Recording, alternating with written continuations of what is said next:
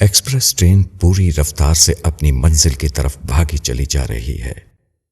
راستے میں دونوں طرف سرسبز کھیتوں اور ڈبڈبائے ہوئے نالوں اور ندیوں کا مسلسل منظر اپنی طرف کھینچتا ہے، مگر تیز دوڑتی ہوئی ٹرین کو ان خوشنما مناظر سے کوئی دلچسپی نہیں۔ پستی اور بلندی، خشکی اور پانی اس کی رفتار میں کوئی فرق پیدا نہیں کرتے۔ راستے میں چھوٹے چھوٹے اسٹیشن آتے ہیں، مگر وہ ان کو چھوڑتی ہوئی اس طرح بھاگی چلی جاتی ہے گویا اسے کہیں ٹھہرنا نہیں ہے۔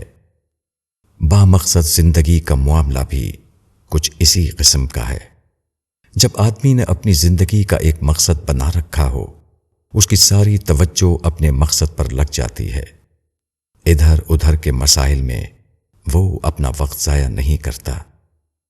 بامقصد زندگی گزارنے والا آدمی ایک ایسے مسافر کی طرح ہوتا ہے جو اپنا ایک ایک لمحہ اپنی منزل کی طرف بڑھنے میں لگا دینا چاہتا ہے۔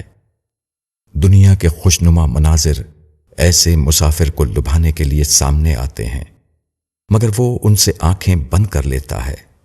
سائے اور اقامت گاہیں اس کو ٹھہرنے اور آرام کرنے کی ترغیب دیتی ہیں، مگر وہ ان کو چھوڑتا ہوا اپنی منزل کی طرف بڑھتا رہتا ہے۔ دوسری چیزوں کے تقاضے اس کا راستہ روکتے ہیں، مگر وہ ہر ایک سے دامن بچاتا ہوا بڑھتا چلا جاتا ہے۔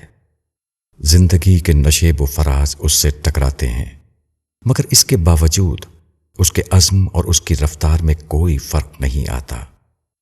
با مقصد آدمی کی زندگی ایک بھٹکے ہوئے آدمی کی مانند نہیں ہوتی جو سمت سفر متعین نہ ہونے کی وجہ سے کبھی ایک طرف چلنے لگتا ہے اور کبھی دوسری طرف، بلکہ اس کے ذہن میں راستے اور منزل کا واضح شعور ہوتا ہے۔ اس کے سامنے ایک متعین نشانہ ہوتا ہے۔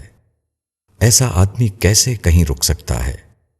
کیسے وہ دوسری چیزوں میں الجھ کر اپنا وقت ضائع کرنے کو پسند کر سکتا ہے؟